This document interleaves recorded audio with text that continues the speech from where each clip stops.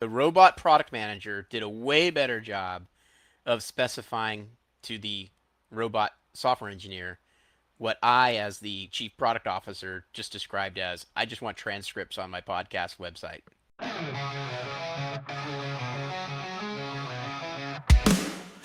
to Tabletop, protect me from the where CTOs share the tales and the comments. From startups to big names, innovations unfold. How many CTOs will share their stories untold? All right, everybody, welcome to another episode of the How Many CTOs Does It Take podcast.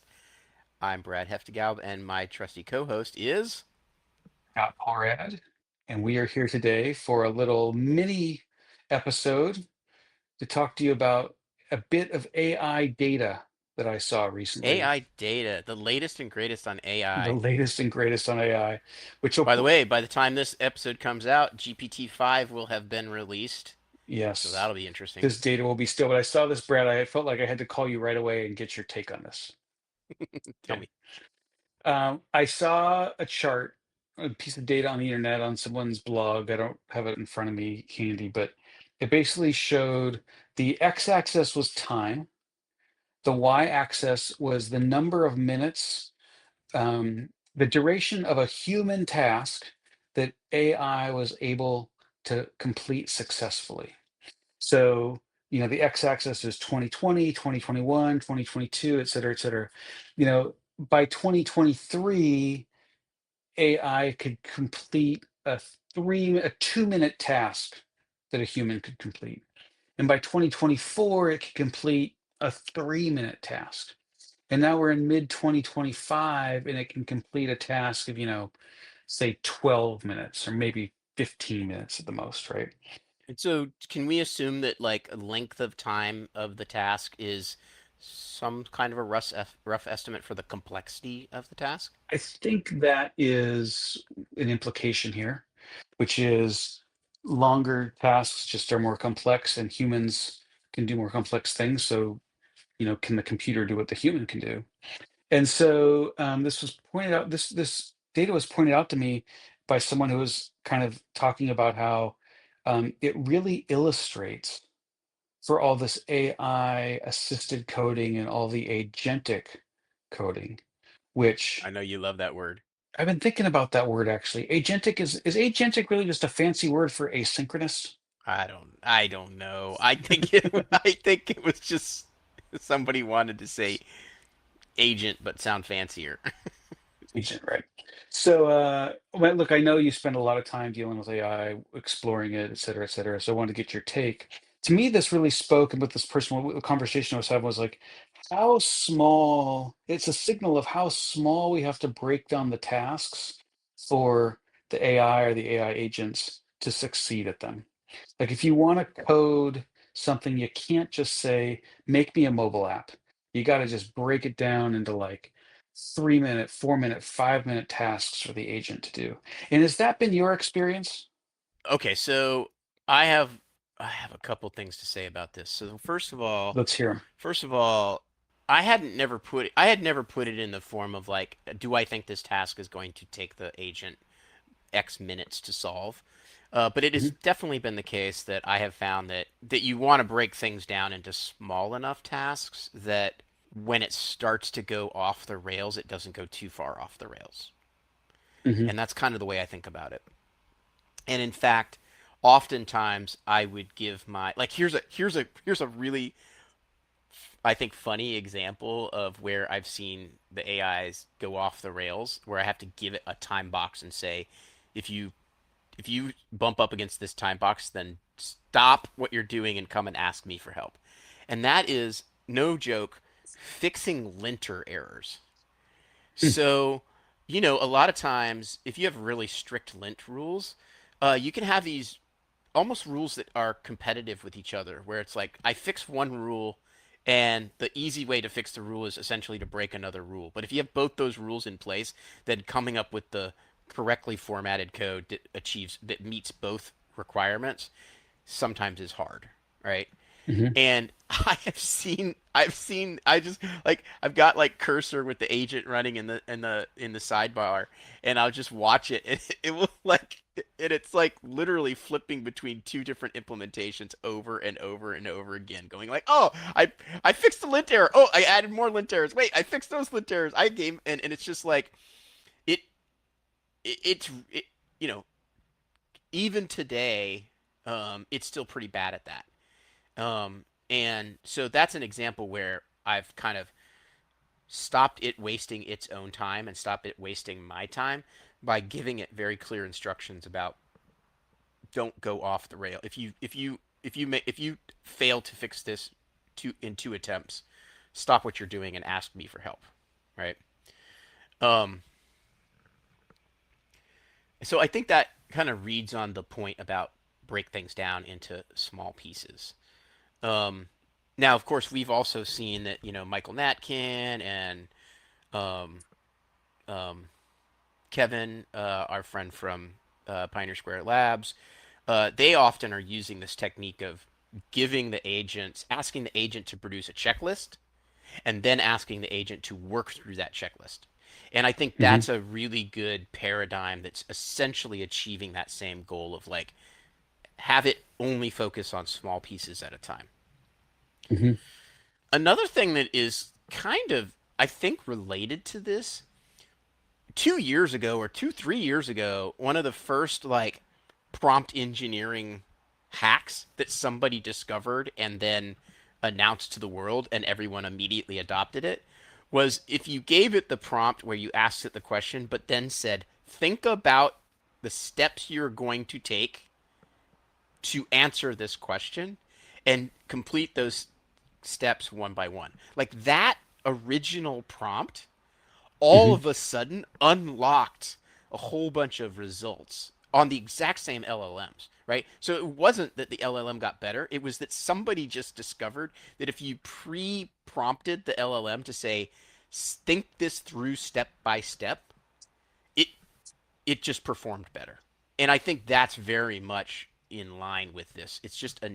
It's something about the nature of the way the LLMs work where telling it to go step by step keeps it from hallucinating, basically, Hmm. or makes it less likely to hallucinate, Hmm. It's fascinating how these LLMs, like how we're learning to interact with them. right?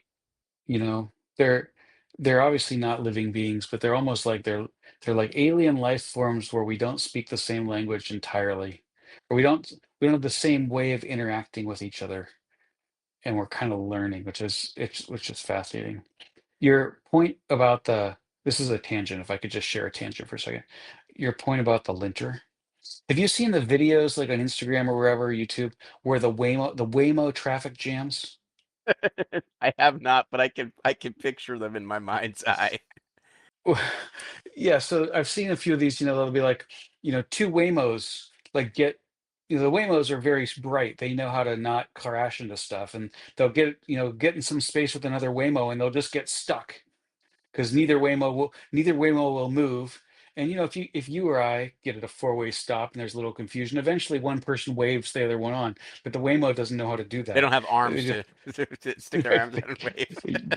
and if you go on YouTube or Instagram, you can find these videos of like parking lots full of Waymos. Like all the Waymos are trying to like leave in the morning to go do their routes, but somehow something just got off a little bit in their system. They're programmed to leave all the parking lot in some order, but they've gotten in a total traffic jam. I'm gonna find one and give it to you to put in the I show love it. notes. I love it. It'll I be love it. terrific. So, Uh, I want to here's something I think would be interesting, Scott. So, I, I told you a while ago that one of the things I've been using as like my experimentation and play around with to try to learn how to better interact with these coding agents is our podcast website. yeah. And so yesterday, or yes, no, 2 days ago, I got a bee in my bonnet, and I came up with like 3 features I wanted to add to our podcast website. Oh, And we got to do another live coding then. well, I already did them. So, but Oh, rats. we'll use these So as you're like my AI agent. yeah, so let me tell you an example of 3 things that it successfully did, and I think that we can kind of think through the scope of it. Okay, so here is a prompt that I gave. I was using Codex, but I think this would have worked just as easily with GitHub Copilot or Claude Code. Like this feels like a very in the sweet spot. So I asked Codec, the episode component, this is my exact prompt. The episode component uses the episode description from the podcast RSS feed, which often, not guaranteed, will include time codes in the format of MM:SS for topics in the episode.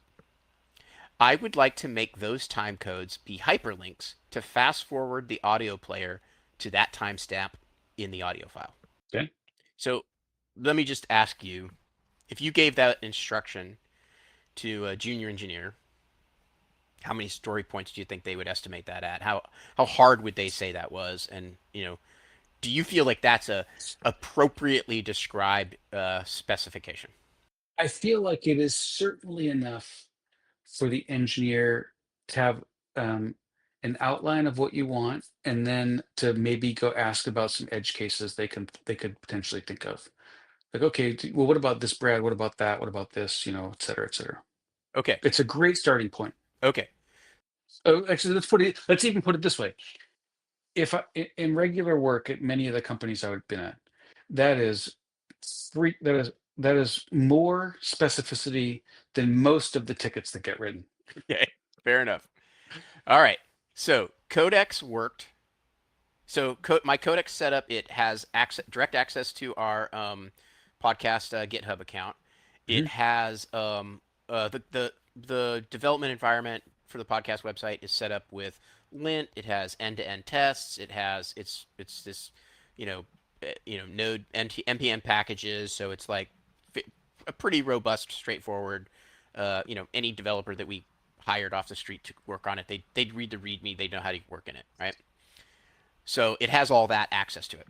Mhm. With that prompt, it worked for 5 minutes and 28 seconds Mhm. and produced a pull request that had uh, added 31 lines of code and subtracted 1 line of code, Mhm. uh, and ran fully linted, fully compiled, and fully passed end-to-end tests.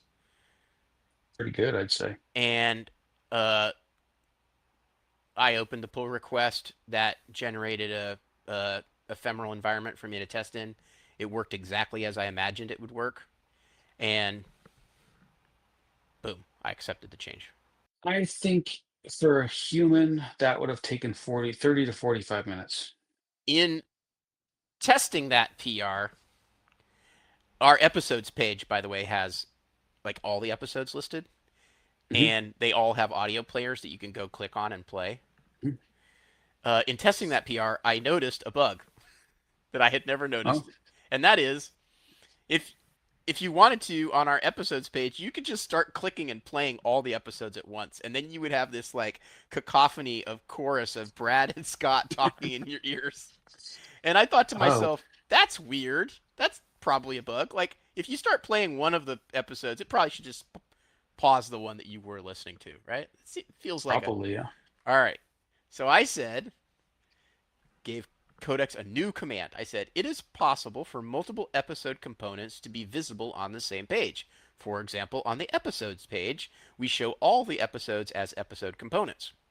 Episode components have audio players on them. Right now, it is possible to click play or click a timecode link on multiple episodes at the same time and end up with multiple audio players playing at the same time. We would prefer that if you start playing an episode or a timecode of an episode, that it stops any other episode audio player that is already playing. Very specific. How do you feel about that? I feel great about it. I thought you were going to say we would prefer that only one is allowed to be played at a time and let it figure out how to handle that scenario. But that was a perfect ticket. Somebody should be able to figure that out.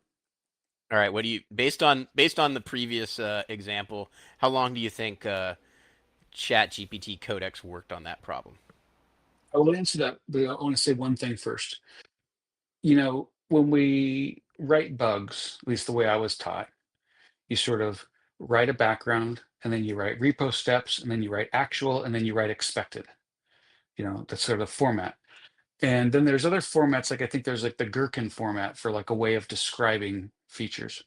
And I wonder if that type of structure, and there might be different kinds of structures that are needed for LLMs, but like a more formal type of structure is not only going to be valuable, but our industry will start to coalesce around that as just a more effective way of communicating. But to answer your specific question, I'm going to say your first one was about 5.5 minutes. And so just a little like strategizing here. It could have been a lot faster so you were impressed. So I could say 30 seconds, or it could have been abysmal. And I could say 90 minutes. But since earlier I think you just told me sometimes you give it a time limit, I'm going to say 90 seconds. I think that's a pretty good guess, but I will tell you that you're wrong, but not because of why I think you're wrong. I think it's impractical for it to take 90 or 30 seconds to do something, only because it's got to check out all the code. Because every single one of these, it sets up a whole new environment. Okay, understood. I did not totally grok that part. So, okay, I'm going to go back and I'm going to say 7 minutes. It took 4 minutes and 10 seconds. And That's another 45-minute task. right, right. And here's what's interesting, by the way, about this one. This one is a little complex, right? Because it had to solve like the episode component doesn't know about the existence of other episodes. Yeah, I was thinking about that. So it had to solve this problem of, well, how am I going to make the episode know about other episodes, right?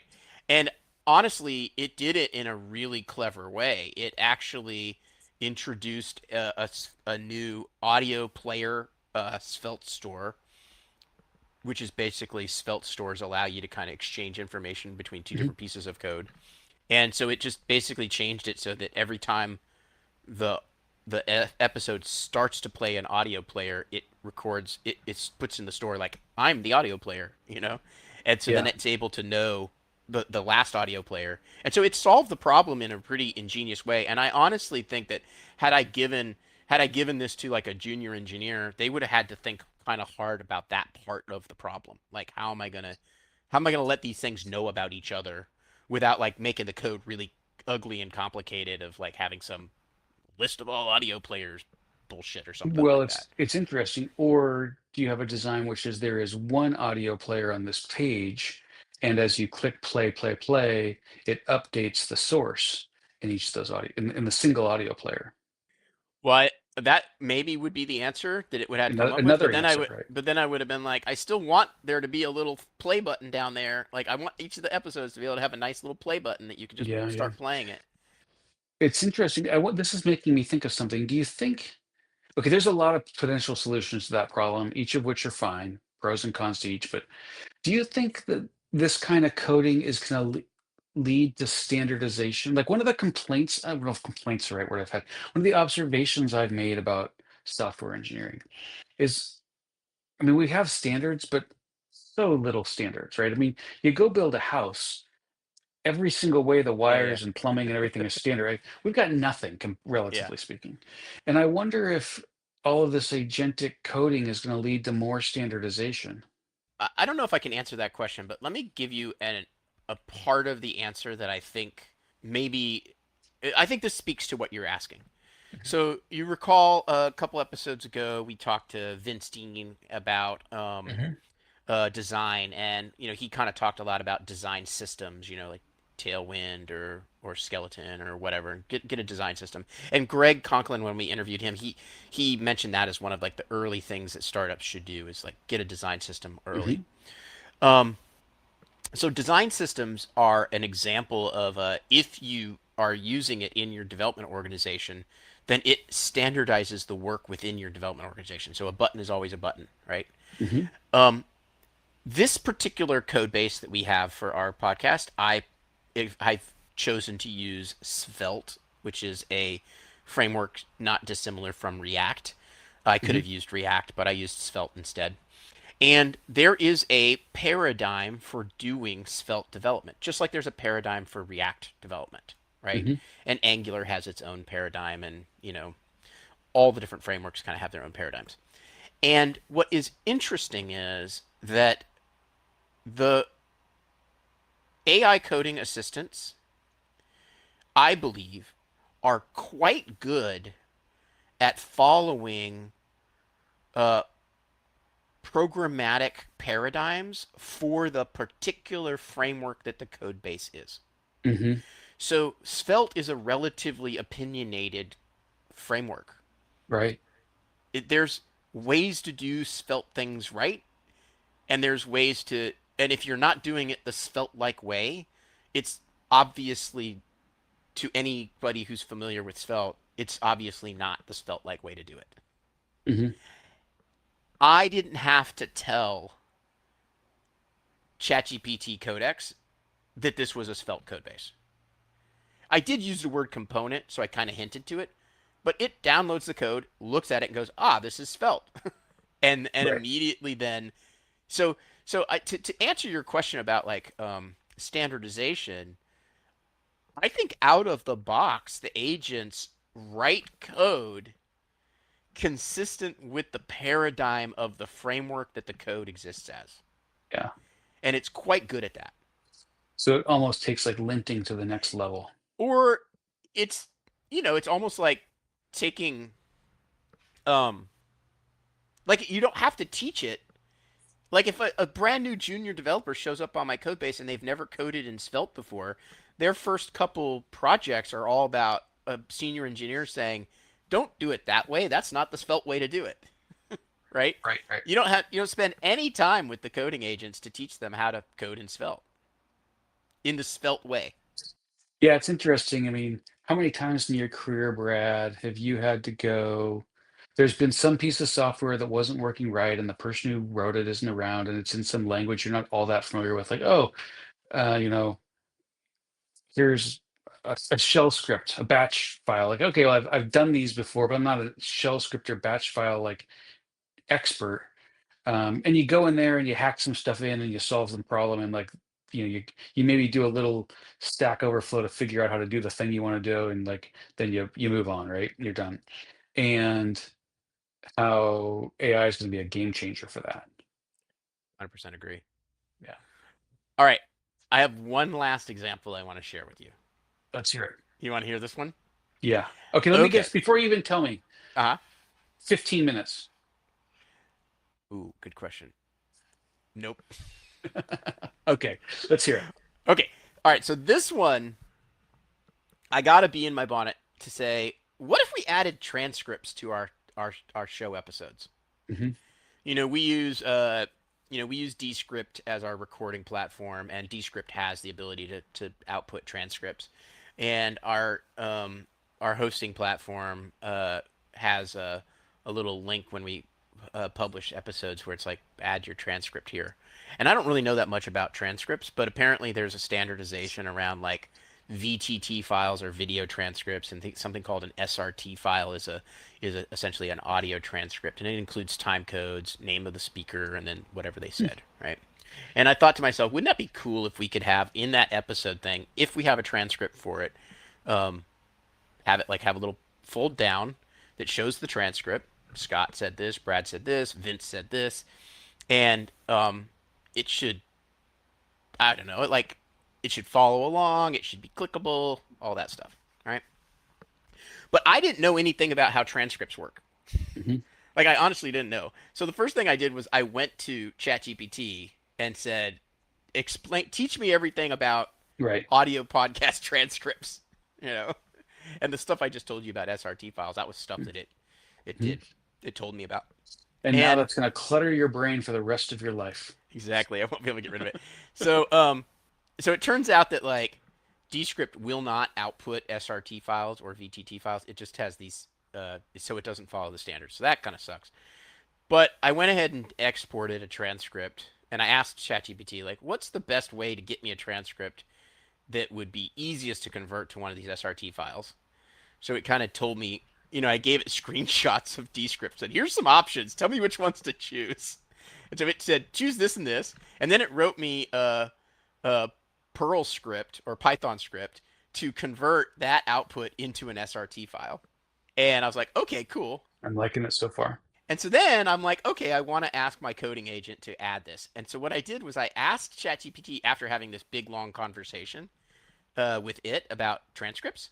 I said, will you please give me instructions that I can give my AI coding agent to add the transcript feature to our website? Very meta. Very meta. Now, I am not going to read this to you because it's really long. It's like, you know, a page at like 10-point font of instructions. Um, But it included uh, feature name, transcript display, and playback sync with podcast episodes. It included 2 paragraphs of context. It gave requirements around fetching the. So it turns out the transcript is embedded in the RSS feed as another URL that you got to go download, and then it's going to be in this SRT format, and you're going to have to convert that. So it gave it like explaining how to fetch it. It gave it rendering instructions, right? Display the transcript in a scrollable list of blocks, human readable timestamp, speaker's name in bold, transcript text, use standard styling, audio player integration. When the person clicks on a piece of the transcript, jump the audio player to that point. Accessibility, it had I didn't come up with this. It came up with accessibility instructions to make sure that it's using article style blocks, which are HTML meta mhm. tags. Keyboard navigation, performance requirements. It added all that. So what I'm taking from this is compared to the human created tickets and specifications, it does a really good job of specifying exactly what to build, including a variety of considerations that we often forget that we should always be considering, that are often a pain for companies to go back and deal with. I've been involved in accessibility lawsuits where we've been sued because our product was not accessible. We had to go back and fix these things. But the robots get that stuff out of the The gate. robot thought of it. Yep. Amazing. The robot product manager did a way better job of specifying to the robot software engineer what I, as the chief product officer, just described as I just want transcripts on my podcast website. Wow. Right? Now, now, what is your guess on how long the robot coder took to solve this problem? 15 minutes. 5 minutes and 29 seconds. My God. Wait, there's a little bit more to the story. 5 minutes and 29 seconds. It produced a pull request. It was a brand new transcript component, so it did a great job of being felt like. The transcript component was about 171 lines of code. It modified the episode component to embed the transcript component, and it had to modify the sort of like the fetching functions that download the podcast data to recognize transcript URL. Opened up the pull request, launched the ephemeral domain. It didn't write new end-to-end tests for me, which is interesting. Mm, Opened the pull request, bad launched the robot. Bad robot. bad robot. I didn't tell it to make new tests. Mm, Launched the domain, and it did not work. oh It no. did not show the transcript. It showed no transcript at all for the episode that I knew had a transcript because I specifically added a transcript so it could do it. And I was like, what the heck? Like, it clearly didn't. Maybe, I was like, maybe the RSS feed doesn't yet include it. So then I had to go debugging and I downloaded the RSS feed. Oh, yeah, no, it's in there. I double check. Yeah, it's there. There was a bug in the original code where Oh, it did not know how to pull out the transcript URL out of the RSS feed. Um, but so it was obvious to me that was the bug. So then I basically brought that code base, that pull request, that branch into Cursor, and I told Cursor, "Hey, this code has a bug. I know there's a transcript on episode 1. Uh, tell me, why is this not working?" And Cursor figured out that Cursor, probably Claude Sonnet, figured out that ChatGPT 3.5 or whatever codex used didn't know how to do that correctly, and Cursor fixed that bug, and that took it because now I was kind of driving it. Took a couple minutes for me to get it to fix that bug. Um, and Did you actually have one model talk shit about another model to you? Is that what they're doing? They're pointing basically, fingers at each other? they were basically pointing fingers at each other. I have two But I observations to didn't. make. I always I try. I want to keep the robots happy with me and happy with each other. So I never name names. I always ever say like this was written by another expert. Please tell me what that expert did wrong. All right, so I have two observations before we wrap. The first is, and I'm not trying to toot my horn by saying this, I'm trying to just say this is the data point to go with it. I've kind of envisioned for a long time when I say a long time in the AI landscape, which is like a couple of years at the most, right? All software engineering, not all software engineering, a lot of software engineering is going to actually become QA engineering. And that's what I just heard you talking about, which is well, it's going to become product management and it's going to become QA, right? Yep. Now there will be lots of people working to make the middle part work. Someone has to write the robots, although maybe the robots will start writing the robots, right? And it trickles all the way down. So that seems to be true, and that gets to the point about how like you're a very experienced engineer, and so you know how to do this. How is our how are the new entrants to our field going to get this experience? But the other observation I want to make before we wrap is it seems like you're having fun. Yeah. And I think I hear a lot of people being or feeling threatened, their jobs and their livelihoods and their passion feeling threatened by AI. But I also hear you having a lot of fun making stuff with it. And I don't know. I think that's a good thing. Yeah, I think that I'm having fun. The engineers that are on my team that have really embraced I think they're having a lot of fun too. I think they feel empowered and they feel more powerful. And Yeah. that feels fun. So overall, soup to nuts, that last one, how long did it take you? Probably total time. Well, starting out me learning uh um Sure. Yeah, including the learning. how they actually worked. I'm gonna say 30 minutes total. And you easily did a day's worth of work, a half day to a day's worth of work, including coffee breaks and lunch and the whole thing, right? In 45 minutes. And it was you mean for all three of those projects? Yeah. I would say it was probably 2 days worth of work in 45 minutes. Yeah. Because I had to go learn about like if I hadn't had ChatGPT to teach me about transcripts, that would have been even more time, right? That was that was a big piece that I would have had to go learn a lot about that. Like what was I going to learn about SRT and VTT files? Like, You would have just been perusing blog posts and reading RFCs and stuff like and that. plus I'm horrible with like writing like text processing things. Like like the fact that it was able to convert some random text file into a specific format for me Yeah. that was Game, definitely extra expert. game changer. Yeah, it made you powerful. For sure, it was easily a day to 2 days worth of work across So, three different disciplines: product engineering and QA that I spent 45 minutes on. so the same joy that we got in the seventh grade when we saw the logo turtle squirt Hmm. across the screen. Yep. And we're like, look, cool, I made this. Right? Or when we made a little video game, which was stupid, made something that added two numbers together or whatever in seventh grade computer class. And I'm aging myself, probably just like you would age yourself.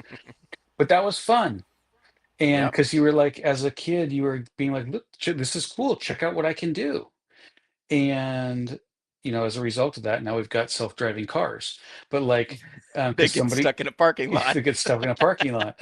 So, but yeah, maybe this is going to bring some of the joy back to what we're doing because I sense maybe this is me projecting. I feel like in the last 15 years, a lot of the joy has been squeezed out of what we do. As I don't know why exactly, but it seems to that's a topic for another time. But maybe this is going to bring the joy back. There you go. Bring the joy back.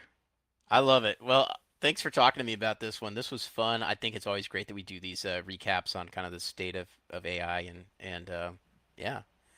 As you know, I'm quite bullish on it. Well, it was nice talking to you, Brad. Let's talk again soon. All right. Have a Bye. good one. This episode of How Many CTOs Does It Take podcast was edited by Saffron Hefta-Gaub. Our theme song was AI generated by Brad. Please follow us on all the social media platforms at How Many CTOs Pod.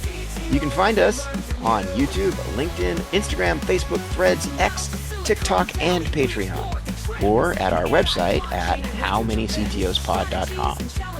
And remember to rate, review, and subscribe on the podcast platform of your choice. Thanks for listening.